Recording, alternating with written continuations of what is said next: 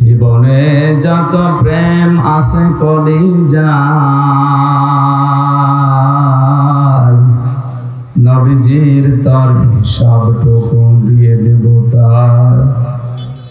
বিনিময়ে শাফাত যদি তার পায়,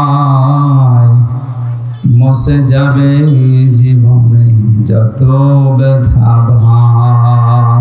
বালাগাল উলা বিকামালিহি কাশাফাত দুজা বিজামালিহি হাসানাত জামিউ খিসালিহি সাল্লু আলাইহি ওয়া আলিহি। আলহামদুলিল্লাহ। মঞ্চে বসা ওলামায়ে কেরাম, সামনে বসা মুসলমান ভাইরা, পর্দার আড়ালের সম্মানিতা মা এবং বোনেরা, প্রশাসনের ভাইরা, প্রাণপ্রিয় মানিকগঞ্জবাসী, দল মত নির্বিশেষে কোরআনের অনুষ্ঠানে যারা আমরা ইবাদত মনে করে এসেছি, খুশি হয়ে বলছে আলহামদুলিল্লাহ। নবীজি বলেন, মান ক্বালা বিহি সাদাকা, যারা কোরআন দিয়ে কথা বলে এরা দুনিয়ায় সত্য কথা বলে। সুতরাং কোরআনের বাইরে যদি কেউ কথা বলে তার ভেতরে মিথ্যার সম্ভাবনা আছে। কথা শুনতে হলে কোরআনের কথা শুনতে হবে। আমান আমিলা বিহি উজিরা, যারা কোরআন দিয়ে আমল করবে তাদের পুরস্কার আল্লাহ নিজের হাতে দান করবেন। আমান হাকামা বিহি আদালা, যারা কোরআন দিয়ে বিচার করবে তারা ন্যায় বিচার কায়েম করতে পারবে। আমান দাআ ইলাইহি হাদা, শব্দটা একালিফ টান আছে। নবীজি বলেন, কেউ যদি হেদায়েতের উপরে থাকতে চায় সে যেন মানুষকে কোরআন দিয়ে ডাকে। কথা বুঝতেছেন? আপনার গায়ে জব্বা আছে, পাগড়ি আছে, 5 ওয়াক্ত নামাজ আপনি পড়েন, আপনি হেদায়েতের উপরে টিকে থাকতে পারবেন না যদি মানুষকে কোরআন দিয়ে ডাকার অভ্যাস না করেন। হাদিসের শেষ অংশ, ফাকাদু হুদিয়া ইলা সিরাতিল মুস্তাকিম। নবীজি বলেন, কেউ যদি কোরআনের ডাকে সাড়া দেয় আল্লাহ তাকে হেদায়েতের রাস্তা নসিব করে দেয়। ছেলে কথা বল, কোন করেন? এখানে দাঁড়াবেন না কেউ, বসেন বসেন, আবার কথা বলেন কেন?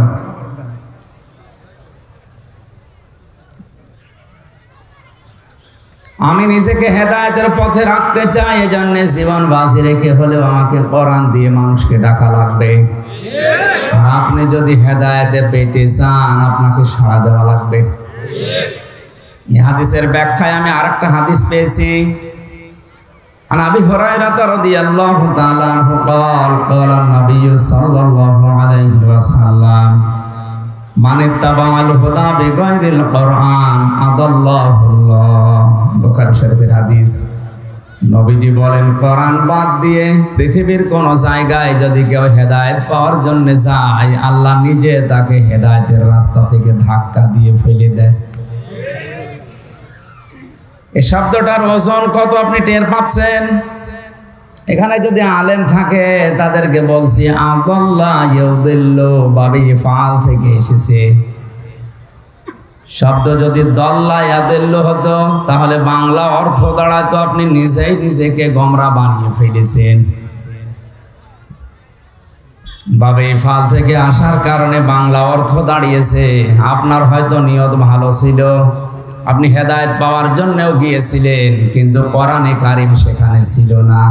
এই জন্য আল্লাহ নিজে দায়িত্ব নিয়ে আপনি যদি ভালো রাস্তায়ও থাকেন জোর করে ধাক্কা দিয়ে ফেলে দেবে। মানিকগঞ্জবাসী, হেদায়েত দেওয়ার একচ্ছত্র মালিকানা হামজার? হ্যাঁ, কার? এটাকে নবীজির হাতেও আল্লাহ দেননি। হযরত আবু হুরায়রা একদিন লাফাচ্ছিলেন, সাহাবীরা বলে, তুমি তো শান্ত মানুষ, লাফাও কেন? সাহাবী বলে, দেখো এই মাত্র কোরআনে কারিমের আয়াত নাযিল হয়েছে, ইন্নাকা লা তাহদি মান আহবাবতা ওয়ালাকিন্নাল্লাহা ইয়াহদি মান ইয়াশা।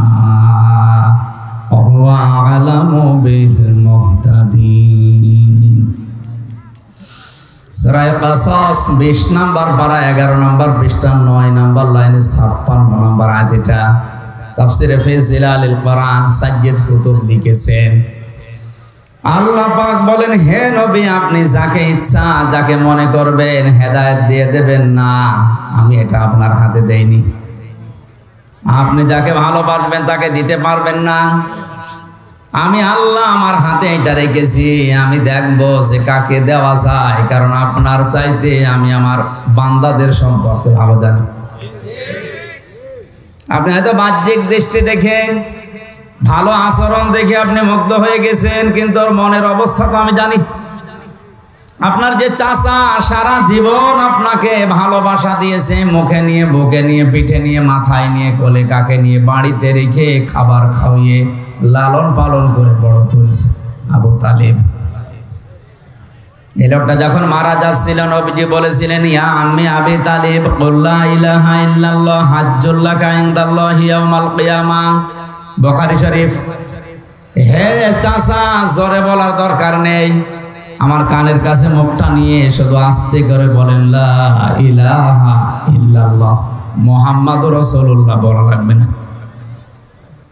শুধু আল্লাহর স্বীকৃতিটা দেন। আমি কথা দিলাম কিয়ামতে ঝগড়া করে আপনাকে আমি জান্নাতে দিয়ে আসবো।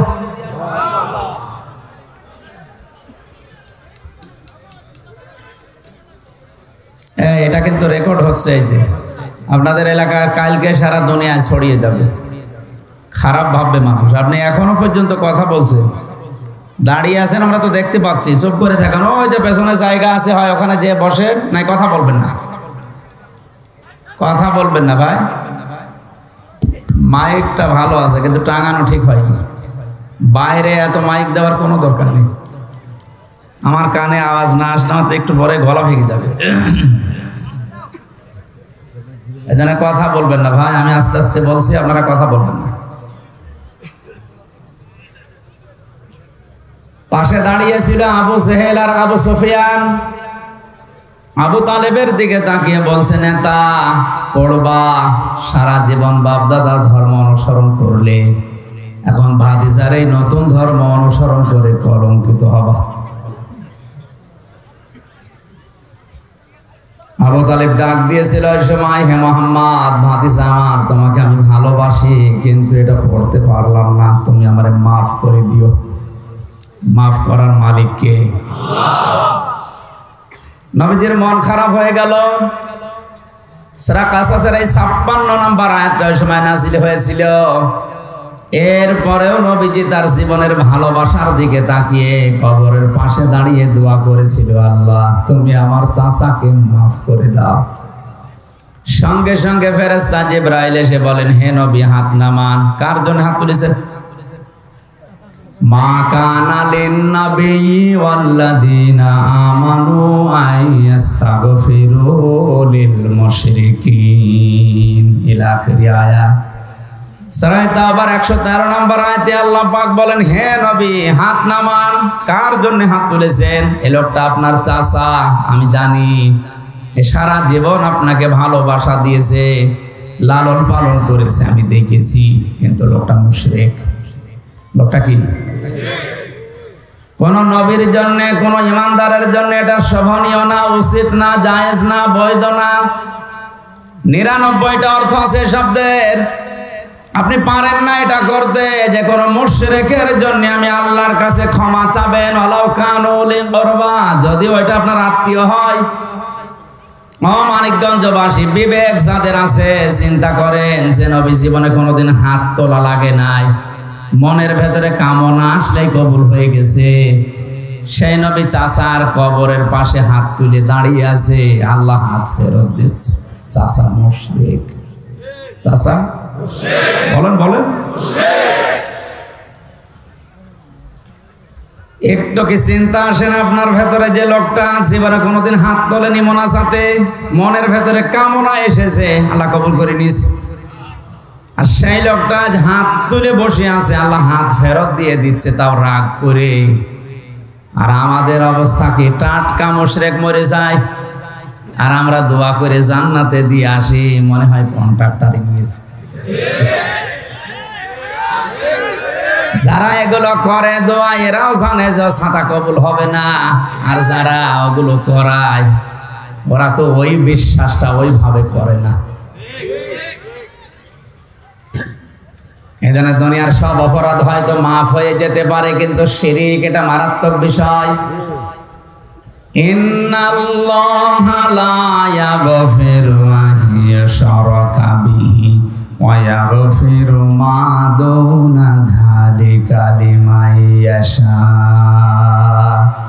অবশ্যই আমি আল্লাহ সব অপরাধ মাফ করে দেব, কিন্তু শিরকটা মাফ করব না। যেন আমাদের জীবনে ছোটখাটো অপরাধ আছে, থাকবে, কিন্তু খুব সতর্ক থাকা লাগবে যেন জীবনে শিরক না হয়। কথা বুঝতেছেন? লোকমান নামে যে লোকটার নাম কোরআনে কারিমে আল্লাহ 4 পৃষ্ঠার একটা সূরা দিয়েছে। ওর জীবনে পড়েছি, ঠোঁট ছিল ঝোলা। এই পৃথিবীতে 3 জন কালো মানুষের খবর পাওয়া যায়, তার ভেতরে এই লোকটা একটা।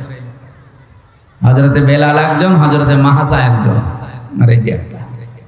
এত কালো ছিল, হাড়ির তলা তো কি কর তার চাইতে কালো।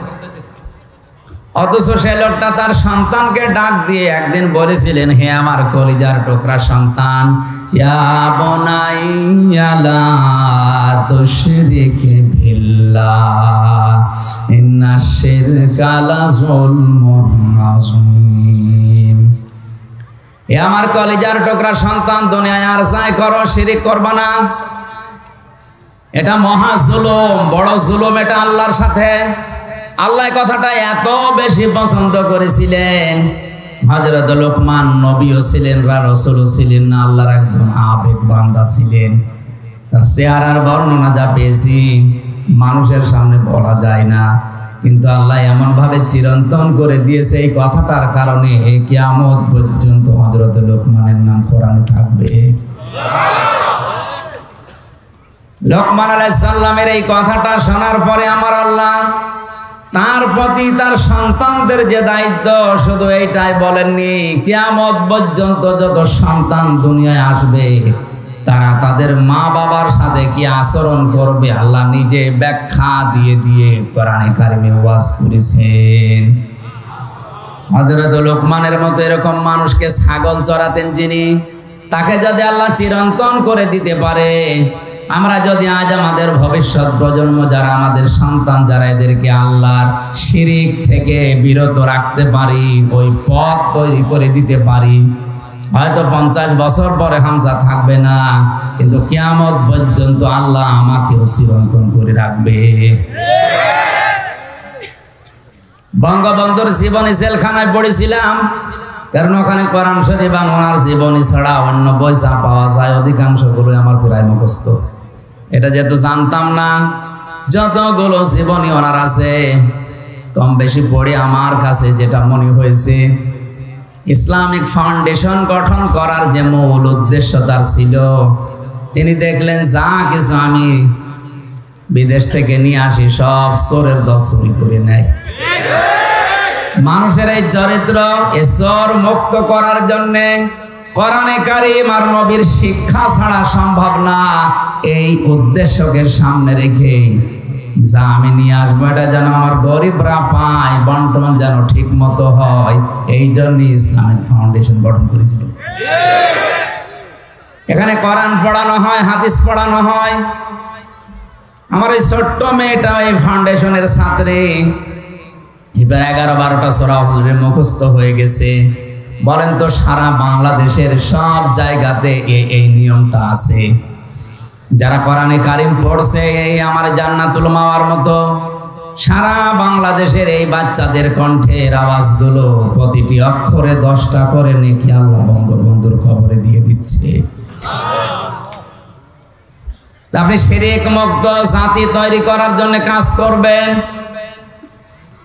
নবীজির কথা বলছিলাম এই কারণে যে বিশ্ব নবীর মতো মানুষ এত বড় পাওয়ারফুল, আল্লাহর পরে যার স্থান, আকাশের দিকে শুধু আঙ্গুল ইশারা দিয়েছিলেন 4-2 টুকরা হয়ে গেছে।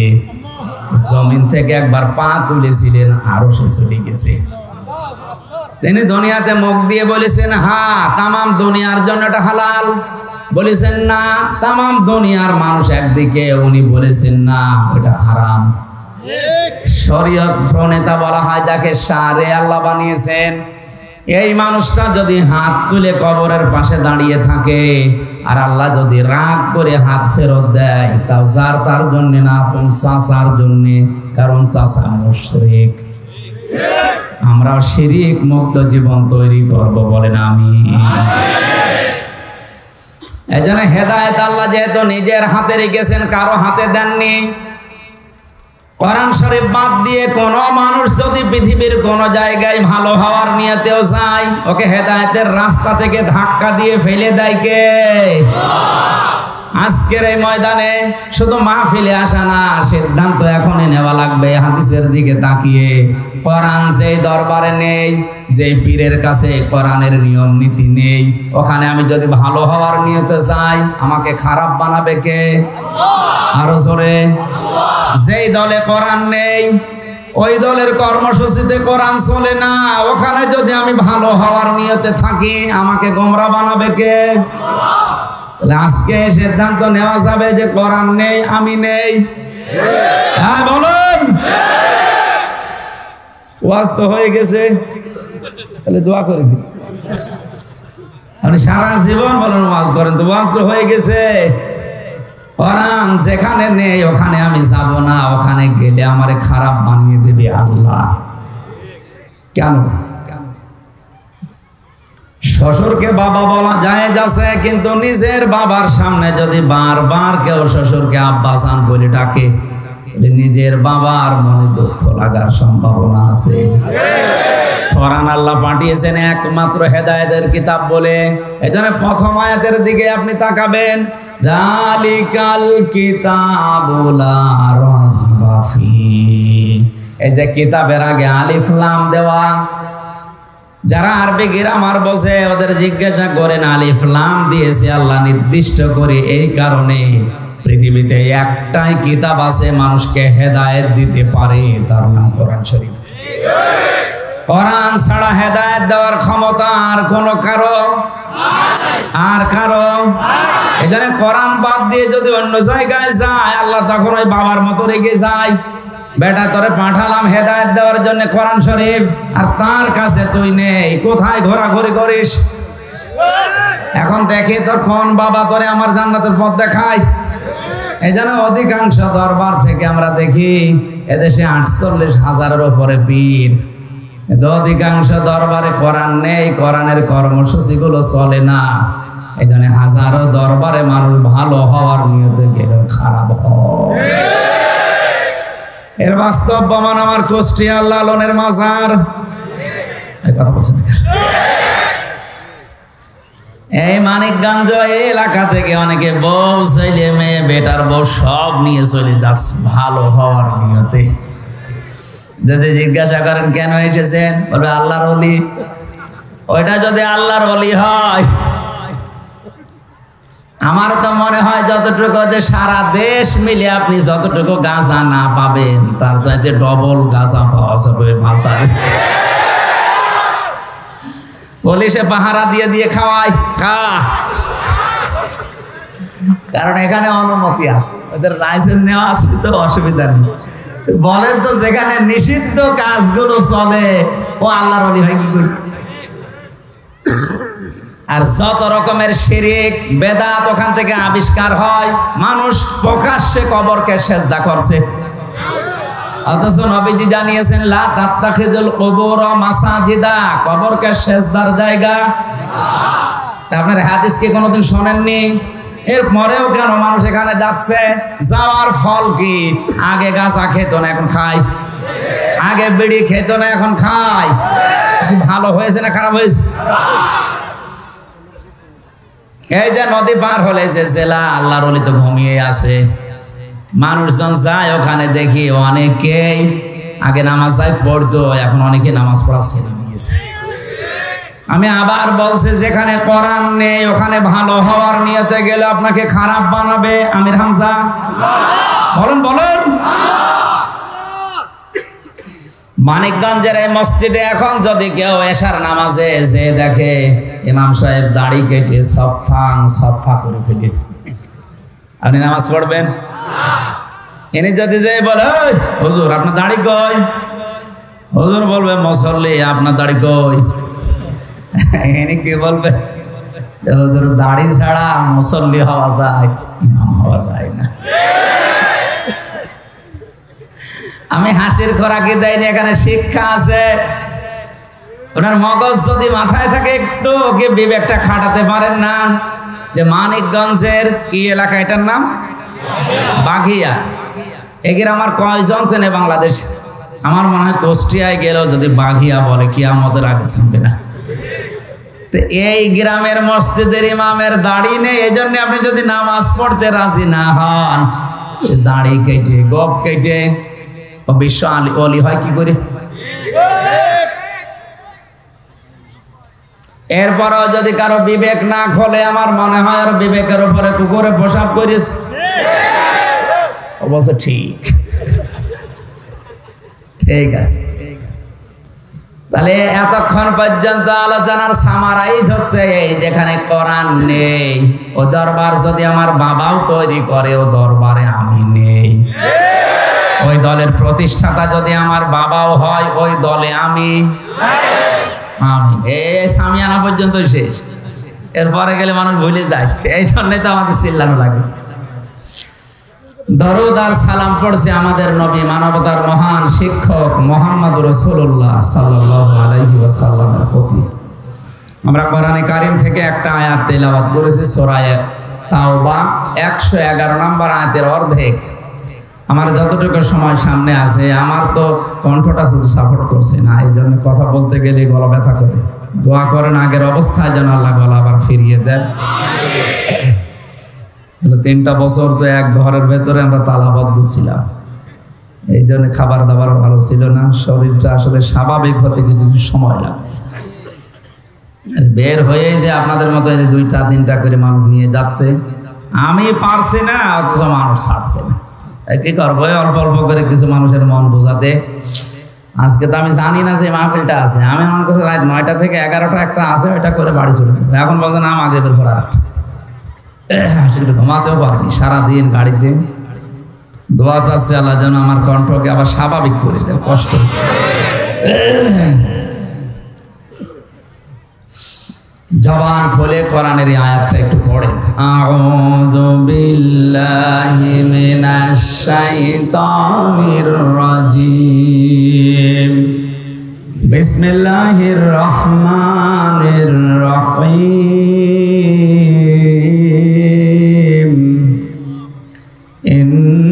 ইন্নাল্লাহা আশতারা মিনাল মুমিনিনা আনফুসাহুম ওয়া আমওয়ালাহুম বিআন্না লাহুমুল জান্নাহ।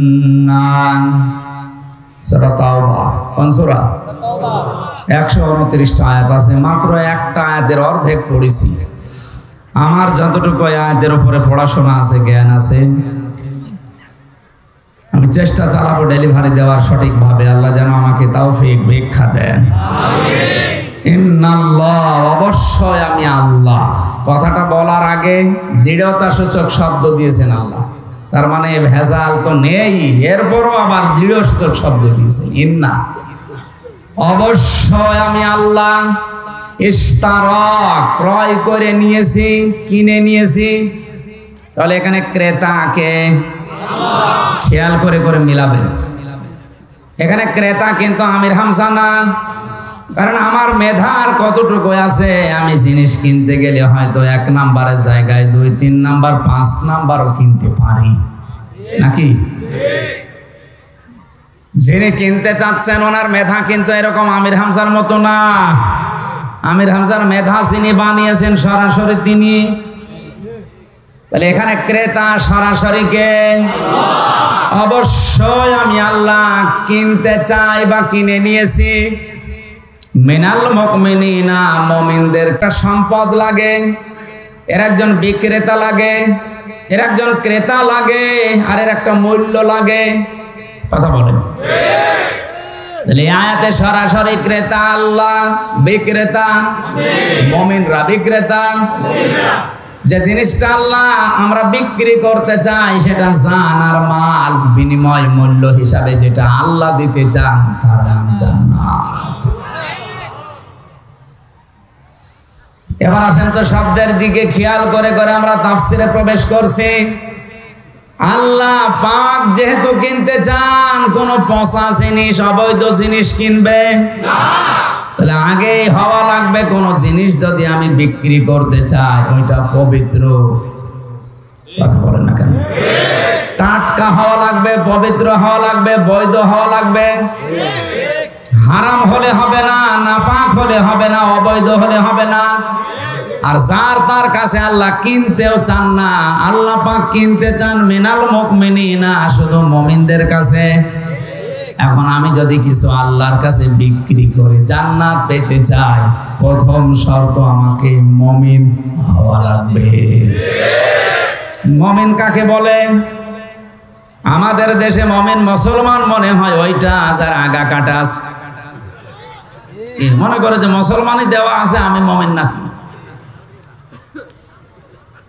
আগা কেটে দিলে যদি মানুষ মুসলমান হয় তাহলে ছাগল কি কে? ছাগলও মুসলমান, ওর তো মুসলমানই দেওয়া আছে। আমি এক কথাই বলছি, আপনার ঈমান আছে কিনা এটা ফেরেশতাকে জিজ্ঞাসা করা লাগবে না, আপনি নিজেই টের পাবেন। সাহাবী বলেন, হে নবী, আমার ভেতরে ঈমান আছে কিনা আমি টের পাবো কি করে? নবীজি বলেন, তোমার যখন ভালো কাজগুলো আনন্দ লাগবে আর অন্যায় কাজ দেখলেই যখন তোমার কষ্ট লাগবে, তুমি বুঝবে যে তোমার ভেতরে ঈমান আছে। বাংলাদেশে সবার কাছে ভালো কাজ ভালো লাগে না। প্রধানমন্ত্রী যে পদ্মা সেতু আর টানেল, অন্তত এই দুইটা কাজ তো চোখে দেখার মতো। আর যাই করে করুক, এই দুইটা কাজ তো দেখে অন্তত ভালো বলা দরকার। এরপরেও অনেকের কাছে ভালো না। আরে ভাই, অন্যায় যা করেছে যেগুলো, ওগুলোর জন্য আপনি করেন, তো এই দুইটার প্রশংসা তো করবেন। এ মাওয়া ঘাটে আমার 8-9 ঘন্টা করে দাঁড়িয়ে থাকা লাগতো, আর এখন মাত্র 7-8 মিনিটে পার হয়ে চলে যাচ্ছে। আর এই যে বঙ্গবন্ধু টানেল চট্টগ্রামে, ধার করে করুক, ঋণ করে করুক, যাই করুক, করিয়েছি তো। এই ভালো কাজটার মূল্যায়ন আপনার মুখ দিয়ে কোনোদিন বের হয় না। সবচাইতে ভালো কাজ 564টা মসজিদ বানিয়েছে। যদি 564টা মন্দির বানাতো আপনি কি করতেন? তখন শিরিক হতো। কি হতো? অন্তত এই মসজিদগুলোতে আর যাই হোক 2-1টা সেজদা তো হবে। এ ভালো কাজ দেখলে যাদের ভালো লাগে না, অন্যায় দেখার পরও যে মানুষটা অন্যায় মনে করে না, শুধু নিজের দলের লোক বলে বলে ঠিক আছে। জাহান্নামে যাওয়ার জন্য আমি 3টা গুণ পেয়েছি কোরআনে।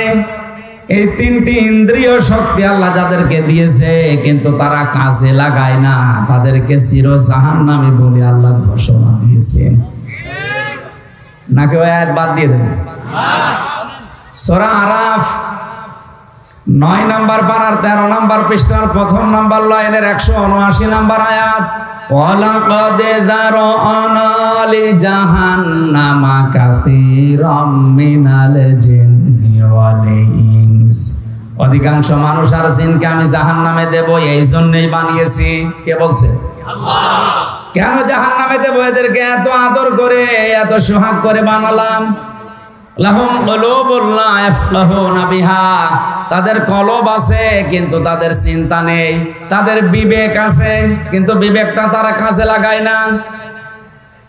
আলাহুম আয়ুনুন লা ইউবসিরুনা বিহা, ওদের চোখ আছে কিন্তু দেখার পরেও না দেখার ভান করে থাকে। সমাজে, পরিবারে, রাষ্ট্রে, টিভির পর্দায়, পত্রিকার পাতায় কত অন্যায় ভেসে আসে, দেখার পরেও না দেখার ভান করে আছে, শুধু নিজের দলের লোক বলে কিছুই বলে না।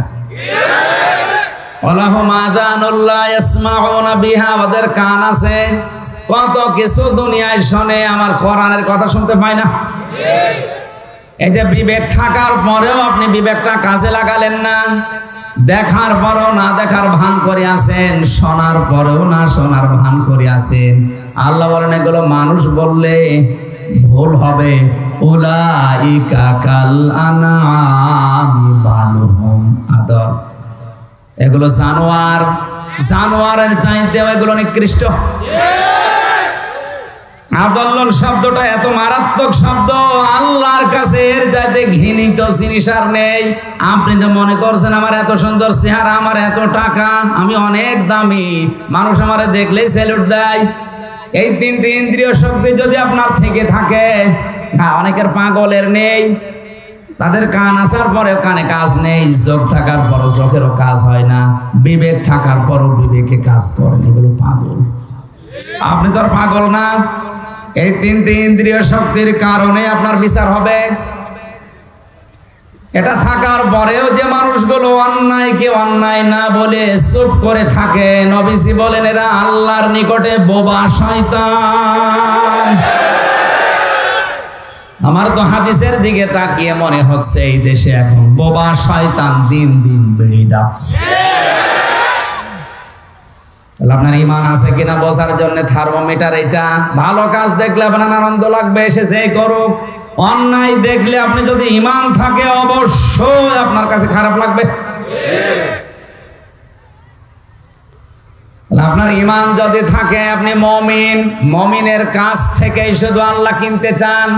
আল্লাহ কিন্তু মিনাল মুমিনিনা না দিয়া ইন্নাল্লাহ হাশতারা মিনাল মুনাফিকিনা দিতে পারতেন, যে আমি মুনাফিকদের কাছে কিনতে চাই। তাহলে কারণের সম্পদ আল্লাহ কিনে নিত। কথা বলে না কেন?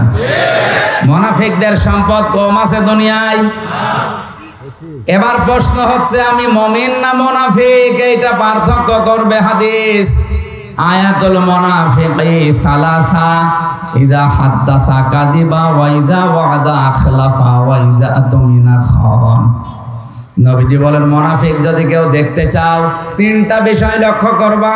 কথা বললেই মিথ্যা কথা বলে। এই দেশে এখন শুরু হয়নি, আমেরিকা চলছে। এটা এখন সব চাইতে বেশি, টপ টু বটম সব জায়গায় দেখবেন কথা বললেই মিথ্যা কথা। গত পরশুদিন আসছিলাম চট্টগ্রাম থেকে, মনে হয় পাশে একজন যে আছে একটু নেতা গোছের, বছর আর কত মিথ্যা কথা বলবো, আমি আর পারছি না। মিথ্যা বলতে বলতে আমার জীবন শেষ হয়ে গেল, আমার বিবেক আর মেনে নেয় না। অথচ জানছে যে আমি মিথ্যা বলছি। তাহলে মিথ্যা যারা বলে নবীজির ভাষায় এরা মুনাফিক। বলেন বলেন। ওয়াদা দিলে ঠিক রাখে না। আমানত যদি কিছু রাখা হয়, সে মানুষের হোক, জনগণের হোক, নিজের আপনজনের হোক, আমানত রাখলেই খেয়ে ফেলে। আর 4 নাম্বারটা আছে আর একটা হাদিসে, মুনাফিক তারা যারা কারো সাথে ঝগড়া হলে গালিগালাজ করে। এই বুড়ো বুড়ো মানুষ নিজের যুবতী মেয়ের সামনে, ছেলের সামনে মাকে গালি দেয়, এরকম বুড়ো নেই? এ বুড়ো না, অনেক বুড়ো আছে দেশে। মানিকগঞ্জবাসী একটু মিলান তো, এই যে অপরাধগুলোর কথা বলা হচ্ছে, এগুলো যদি আপনার ভেতরে বিদ্যমান থাকে তাহলে আপনি মুনাফিক। বলেন। আর মুনাফিক হয়ে মসজিদ বানিয়ে দিলে আল্লাহ নেবে, মাদ্রাসা বানিয়ে দিলে আল্লাহ নেবে। আপনাকে তো বাঁচার জন্য আমি বলছি, আর আপনার রাগ হয়। হযরতে ওমর মাঝে মাঝে হুযায়ফাকে ডাক দিয়ে বলতেন, ভাই নবীজি তো ইন্তেকালের আগে তোমার কাছে একটা লিস্ট দিয়েছে যে মদিনায় মুনাফিক কারা কারা, তুমি একটু দেখো তো ওই লিস্টের ভেতরে আমার নামটা আছে কিনা। হযরতে হুযায়ফা ইবনুল ইয়ামিন চোখের পানি ফেলে দিয়ে বলেন, ভাই ওমর আপনি কি বলেন? আপনি জীবিত অবস্থায় জান্নাতের গ্যারান্টি পেয়েছেন, আর আপনি বলেন আপনার নাম মুনাফিকদের লিস্টে আছে কিনা। হযরত ওমর বলেছিলেন, হুযায়ফা নবী ছাড়া কারো ঈমান নিরাপদ না। কখন কে বেঈমান হয়ে যায় বলা যায় না। মুনাফিকের লিস্টে যদি আমার নামটা নবী লিখে দিয়েই থাকে, তো এখনো তো সময় আছে তাওবা করার, আমি এখনো ভালো হব। তাদের চিন্তাধারা ছিল কি, আর আমরা আছি কোন ধান্দায়? আকাশের যে তারকা দেখতে পান, তার চাইতে তার জীবনে নেকির কাজ বেশি ছিল। নবীজি বলেন, কেউ যদি আকাশের তারকায়, যে এরকম তারকা যদি কেউ গণনা করে, হয়তো একদিন শেষ করে ফেলবে। হযরত ওমর 26 বছর বয়সে মুসলমান হয়ে মৃত্যুর আগ দিন পর্যন্ত বেশি সময় পাননি। এই কয়েক বছরে এত বেশি নেকি কাজের আঞ্জাম দিয়েছিলেন। কোন মানুষ যদি হযরত ওমরের নেকি গণনা করে কোনদিন শেষ করতে পারবে না। জবাব নিয়ে এত টেনশনে থাকতেন মাঝে মাঝে। ছেলেটাকে ভর্তি করে দিলেন মাদ্রাসায়, আব্দুল্লাহ ইবনে ওমর।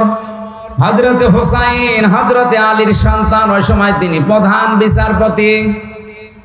একই মাদ্রাসায় দিয়েছে, বারবার কলম ফেলে দিচ্ছে। হুসাইনকে বলছে তুলে দাও, 1 2 3 বার তুলে দিলেন। চতুর্থবার উনি বলেছেন দেখো বারবার কলম ফেলে দাও, আমারে তুলতে বলো, আমি কি তোমার চাকর খাদেম নাকি? হযরত হুসাইন ওই সময় রাগ বলেই বলেছিলেন তুমি তো শুধু চাকর না, খাদেম না, তুমি খাদেমের বাচ্চা খাদেম। উনি তো প্রেসিডেন্টের ছেলে গেছে রেগে, বাড়িতে গিয়ে বলছে আব্বা আমি আর মাদ্রাসায় যাব না। কেন? হুসাইন আমারে না তোমারেও গালি দিয়েছে, তুমি নাকি খাদেমের বাচ্চা খাদেম। হযরত ওমর বিচক্ষণ ছিলেন, বুঝে ফেলেছেন। ডাক দিয়ে বলে সন্তান বিচার এখন করব না, জমার দিন হাজারো মানুষ আসবে, সবার সামনে হোসেনের বিচার হবে। খুতবা দিচ্ছিলেন, হঠাৎ করে খুতবা বন্ধ করে বললেন হুসাইন সামনে আসো, তুমি ছেলেকে চাকরের বাচ্চা খাদেমের বাচ্চা খাদেম বলে গালি দিয়েছো? বলে হ্যাঁ। কেন দিলে? হযরত হুসাইন বলে খলিফা বুকে হাত দিয়ে বলেন তো আপনি কি আমার নানার খাদেম ছিলেন না? হযরত ওমরের কথা বন্ধ হয়ে গেছে। ডাক দিয়ে বলে হুসাইন এই কথাটা তুমি লিখে দিতে পারবে? কাগজ নিয়ে আসেন।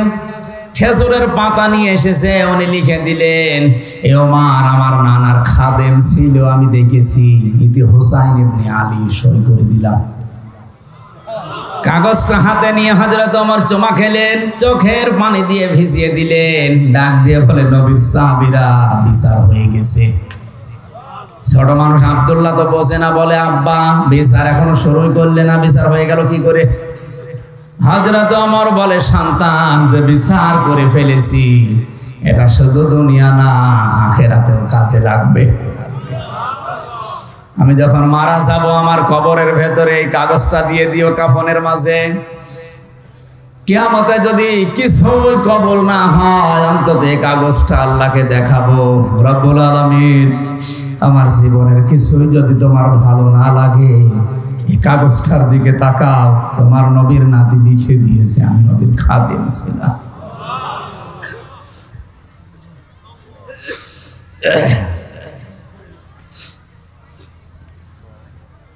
এই ওসিলায় হলেও তুমি আজকে মাফ করে দাও। আমার নামটা আসলে মুনাফিকের লিস্টে আছে কিনা এই নিয়ে যদি তারা এত টেনশনে থাকতে পারে, অথচ জিন্দা অবস্থায় তিনি জান্নাতের সার্টিফিকেট হাতে পেয়ে গিয়েছিলেন। আল্লাহ পাক যেহেতু মুমিন ছাড়া কোনো মুনাফিকের সম্পদ, কোনো কাফেরের সম্পদ কিনবে না, এজন্য প্রথমে আমাদের কি হওয়া লাগবে? আমরা মুমিন হয়ে যদি একটা পয়সা দান করি তাও এটা কবুল করে নেবে, আর মুনাফিক হয়ে যদি পাহাড় পরিমাণ স্বর্ণ দেয় কবুল হবে না। কারণ আল্লাহ টাকা পয়সা দরকার হলে কারুনের সম্পদ আল্লাহ কিনে নিত। কথা বলে না কেন? সম্পদ কম ছিল। আল্লাহ প্রথম নাম্বারে যেটা কিনতে চেয়েছেন আনফুসাহুম, নফসের বহুবচন আনফুস, আমাদের জীবন, আমাদের জান। আমি আগেই বলেছি আল্লাহ যেহেতু বিচক্ষণ, আমাদের মতো পাগল ছাগল না। উনি কিনতে হলে বিচক্ষণ ভাবেই কিনবেন। পবিত্র জিনিস, বৈধ জিনিস, টাটকা জিনিস, কথা বলেন না কেন?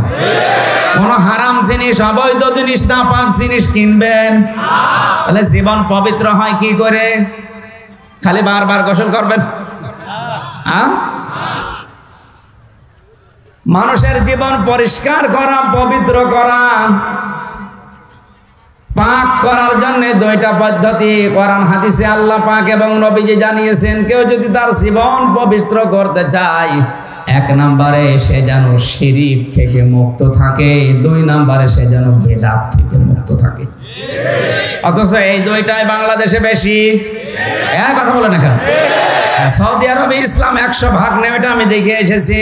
70 ভাগ আছে, কিন্তু ওখানে একটা জিনিস নেই, শিরিক আর বেদাত নেই। ওই দেশের খোদ লোক যারা, ওরা আর যাই গোনা করুক না কেন, অন্তত শিরিক আর বেদাত করে না। কিন্তু আমাদের দেশে অন্য আর কিছু চাই, ইবাদত বন্দেগী টোটা ফাটা করুক, ও শিরিক বেদাতে লিপ্ত হয়ে ওইগুলো নষ্ট করে ফেলছে।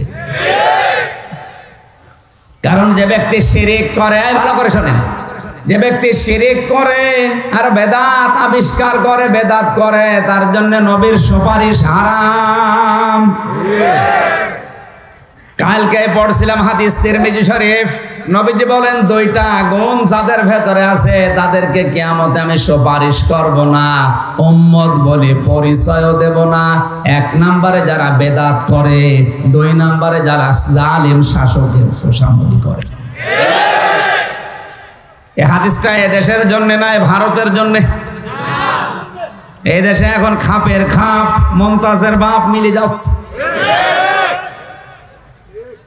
বেদাত করলে এত বেশি রাগ হয়। কেউ যদি বেদাত করে তাকে সালাম দেওয়া জায়েজ নেই। কথা বুঝতেছেন? নামাজ পড়ে না, তারে সালাম দেওয়া জায়েজ আছে না নেই? আছে। রোজা রাখে না, সালাম দেওয়া জায়েজ আছে না নেই? আপনার বিবেকে কি বলে? নামাজ পড়ে না ফরজ, রোজা রাখে না ফরজ, সালাম দেওয়া যাবে? কিন্তু একটা বেদাত করে মুসলমান দাবি করছে, নামাজ পড়ে রোজা রাখে, বেদাত আবিষ্কার করে, বেদাত করায় মানুষকে। নবীজি বলেন ওরে সালামও দেওয়া যাবে না, ভালোবাসা যাবে না। অথচ বেদাত পন্থীদের আজ ভালোবাসার লোক কম না বেশি?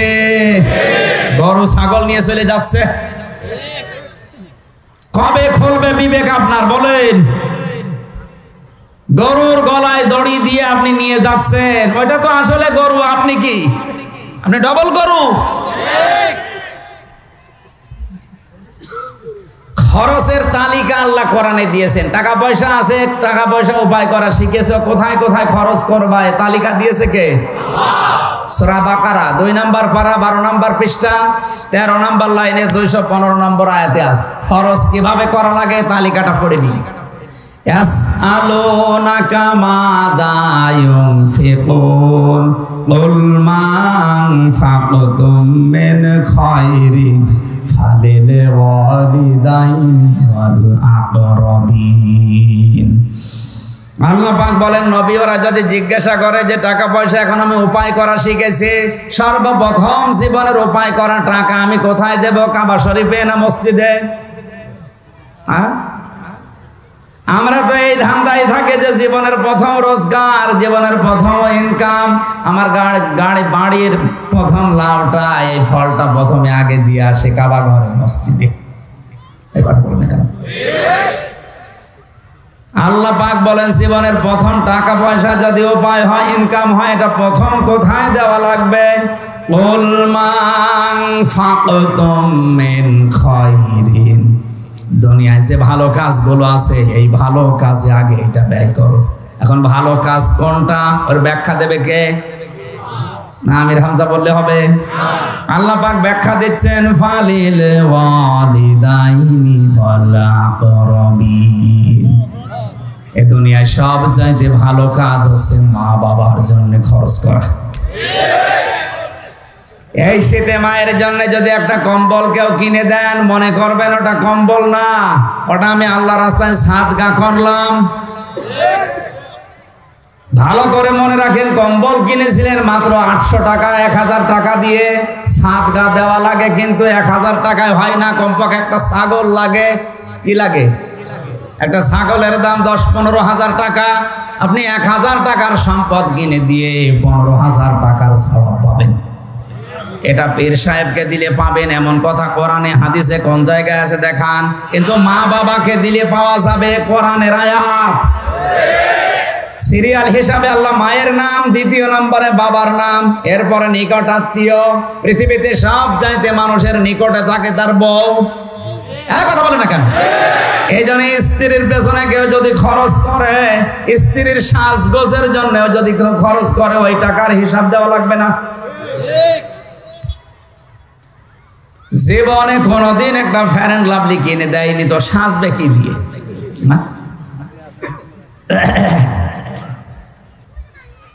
নিজেরটা দেখতে এই জন্য ভালো লাগে না, তখন লাইন লাগায় অন্যেরটার সাথে। এই পরকীয়া প্রেমিক দেশে নেই? এখানে পরকীয়া প্রেম করেন কারা? হাত তোলেন তো ভাই। ও, এই এলাকায় মনে হয় এই ওয়াজ না করাই ভালো। এগুলো সব আল্লাহর ওলি বসে আছে। না, আমি হাসির খোরাকি দেইনি, আমি বাস্তবতা বলছি। নিজের স্ত্রীর জন্য যদি সাজগোজের জিনিসও কিনে দেন, কসমেটিক, মনে করবেন এটা সাদগা দিলা। দেখলেন, পরিবারের জন্য খরচ করার জন্য আল্লাহ আদেশ দিচ্ছেন যতটুকু সামর্থ্য আছে আপনার। তাহলে মা, বাবা, স্ত্রী, সন্তান, এরপরে নিজের নিকট যেগুলো থাকে, চাচা, ফুফু, খালা, মামা, এরপরে প্রতিবেশী, এরপরে গ্রামের লোক, এরপরে যাবেন ফরিদপুর। এই কথা বলছেন না?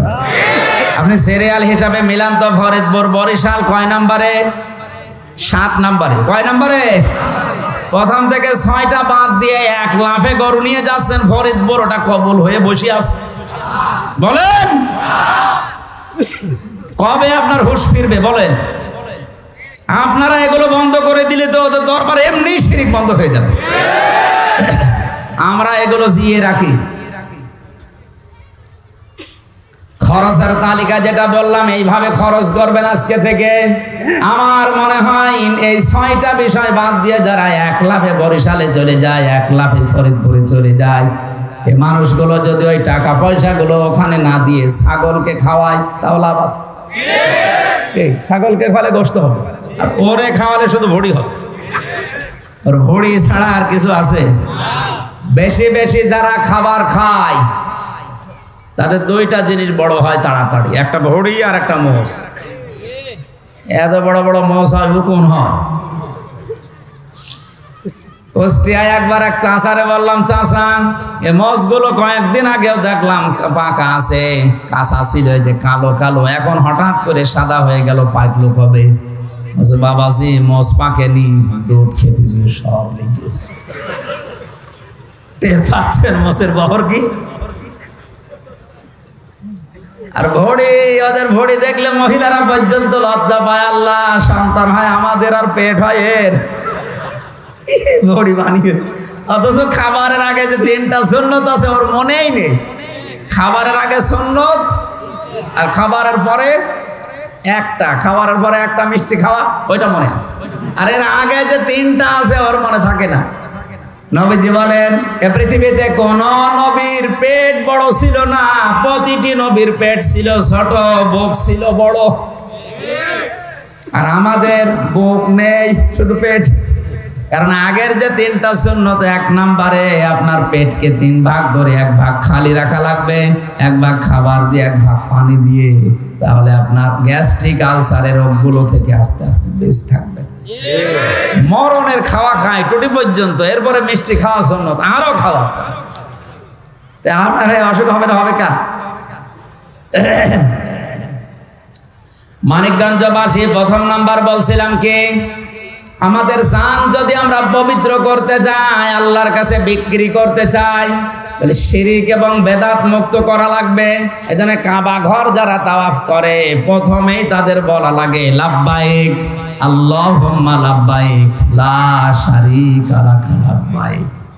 বলা লাগে, আল্লাহ আমি তো হাজির হয়ে গেছি, আমার নামটা তুমি লিখে নাও। আল্লাহ বলেন, ওই দাঁড়া, তুই আগে বল যে আমি মুশরিক না, আমি শিরিক করি না, তারপরে তোর নাম আমি লিখব। কাবা ঘরে ঢুকলে হাজির হয়ে যাবেন তা না, জীবনে শিরিক মুক্ত জীবন গঠন আগে করা লাগবে। আমার তো যতটুকু ধারণা, দেশে কারো লাগবে না ইসলাম কায়েম করার জন্য, শুধু হাজী সাহেবরা যথেষ্ট। কারণ ওরা একেবারে আল্লাহর ঘর ধরে একেবারে বলে এসেছে, আল্লাহ ইন্নাল হামদা ওয়াল মুলকা ওয়ান নি'মাতা লাকা, যত নিয়ামত দিয়েছো সব আজকে থেকে তোমার জন্য ব্যয় করব। রাজ্য রাজনীতি যদি কিছু করি তোমার জন্য করব, নিয়ামত যত আমাকে দিয়েছো সব আমি তোমার জন্য আজকে থেকে ব্যয় করব। আল্লাহ আমি তোমার ঘর ছেড়ে চলে গেলাম, লা শারীকা লাক লাব্বাইক, এটা শেষ কথা, এটা বলে না, এটা বিদায় তাওয়াফের শেষ কথা। লা শারিকা লাকা লাব্বাইক, আল্লাহ তুমি আমার নামটা লিখে রেখো, মানুষ তোমারে হাসি বলবে দেশে গেলে, আমি কিন্তু শিরিক আর করব না, আমি মুশরিক না। এই কথাটা অধিকাংশ মানুষই ঠিক রাখতে পারছে না। দেশে আসার পরে স্লোগান দেয় জনগণ সমর্থ ক্ষমতার উৎস, এটা প্রকাশ্য শিরিক। আর এই কথা যারা বিশ্বাস করে তারা মুশরিক। এই জন্য বলছিলাম কারো লাগার কথা না, শুধু হাজী সাহেব আর হাজী সাহেবা যারা আছে এরা যদি এই কথাগুলো এসে নিজের প্র্যাকটিক্যাল লাইফে মিলায়, এদেশে এমনি ইসলাম কায়েম হয়ে যাবে। দ্বিতীয় নম্বরে আল্লাহ দিয়েছিলেন আমওয়ালাহুম, তোমাদের মাল আল্লাহ কিনতে চায়। কি কিনতে চায়? মাল। কি আবুল মাল না আগেরটা কামাল? ওদের কাছে মাল থাকতো, এই জন্য আমরা ওদের মাল নাম দিয়েছিলাম আবুল মাল কামাল।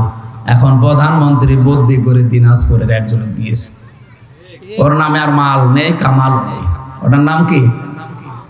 ওটার নাম আবুল আছে হাসান, আবুল হাসান মাহমুদ আলী। অর্থমন্ত্রীর নাম এটা না? মালের বহুবচন আমি পেয়েছি তাফসিরের ভেতরে 9টা। মাল কয় প্রকার? আরো জোরে। প্রথম নম্বরে মালের নাম হাদিসে পেয়েছি আর দুনিয়া কুল্লুহা মাতাউন ওয়া খায়রু মাতাউদ দুনিয়া ইমরাতুস সালিহা। এই পৃথিবীর সব কিছুই মাল সম্পদ, এর ভেতরে উত্তম সম্পদ হচ্ছে আল্লাহওয়ালা মেয়ে মানুষ। আল্লাহওয়ালা মেয়ে মানুষ ওইটা যে প্রতিদিন সিরিয়াল দেখে। হ্যাঁ, কোনটা? 4টা গঞ্জার ভেতরে আছে, ওইটা আল্লাহওয়ালা মেয়ে লোক। 1 নম্বরে যে মেয়ে লোক নিজের স্বামী বাইরে থেকে আসলে সংসারের সব কাজ বাদ দিয়ে স্বামীকে খুশি করার জন্য ব্যস্ত হয়ে পড়ে। এরকম বউ তো এখন ঘরে ঘরে না। আন্দাজ বলেন কেন নেই? এই নেই বলে তো পরকীয়া প্রেম করে। অথচ হাদিস হচ্ছে স্বামী যখন কর্মজীবন শেষ করে বাড়ি আসবে, মেয়েদের জন্য সাংসারিক সব কাজ বন্ধ, যত গুরুত্বপূর্ণ কাজ থাক, আগে স্বামীকে খুশি করা লাগবে। সে যেভাবে হোক, যদি কাতো কত দেওয়া লাগে তাও দে। দ্বিতীয় নম্বর, স্বামী যেটা পছন্দ করে যদি জায়েজ হয়, জীবন থাকতে আপনাকে পছন্দ করা লাগবে। এখানে আমি সহ যত স্বামী আছে প্রত্যেকটা স্বামীর বুকে হাত দিয়ে বলতে বলেন, প্রত্যেক স্বামী বলবে বিয়ের পরে আমার মা বাবা আমার সাথে থাকবে, এটা আমি পছন্দ করি। করেন না? বলেন বলেন বলেন। 100 জনের 98 মহিলা এটা চায় না, খালি বলে আলাদা হও, আরামে খেতে পারবো। কথা বলেন না কেন? নিজের মা বাবার কাছ থেকে আলাদা করার জন্য ব্যতিব্যস্ত এরকম বউ আছে কার? দেখি হাত তোলেন তো। একজন ওয়াজই করবো না রে, এলাকায় ওয়াজ দেওয়ার দরকার, এলাকার মেয়েরা ভালো আলহামদুলিল্লাহ। 3 নম্বরে নেককার ওইটা যে তার স্বামীর সম্পদ এবং সন্তানকে ইসলামের পথে চালানোর জন্য চেষ্টা করে। 4 নম্বর, নিজের লজ্জা স্থানকে যারা হেফাজতে রাখে, স্বামী ছাড়া অন্য কোন জায়গায় ব্যবহার করে না। নবীজি বলেন শুধু নামাজ পড়া রোজা রাখা কালো বোরকা পরে ঘুরলে আপনি নেককার হতে পারবেন না। এই 4টা গুণ অর্জন করে নেককার হওয়া লাগবে। আর এই নেককার মহিলা দুনিয়ার শ্রেষ্ঠ সম্পদ। হযরত ওমর বলেন যার বাড়িতে এই 4 গুণ বিশিষ্ট একটা মেয়ে আছে, ওটা মেয়ে না, ওটা জান্নাতের টুকরা। মাল এরকম অনেকগুলো আছে, 8টা বাজে, আমার ওখানে 9টায় ওঠা লাগবে। ওই ফরিদপুর স্টেডিয়াম না কোনটা, মানিকগঞ্জ স্টেডিয়াম না কোনে আছে মাহফিল সদরে। আমি আর সময় দিতে পারছি না, ব্যাখ্যা করলে এখনো কয়েক ঘন্টা লাগবে, আর গলা এখন শেষ হয়ে গেলে ওইটা পাবো না। মাপ চাচ্ছে, দোয়াও চাচ্ছে, আগামীতে নিয়ে আসলে একটা মাহফিল নেবে এবং রাত 9টায় চলে দেবেন 11টা পর্যন্ত। আল্লাহুম্মা আমিন। রব্বানা যালামনা আনফুসানা ওয়া ইল্লাম তাগফির লানা ওয়া তারহামনা লানাকুনান্না মিনাল খাসিরিন।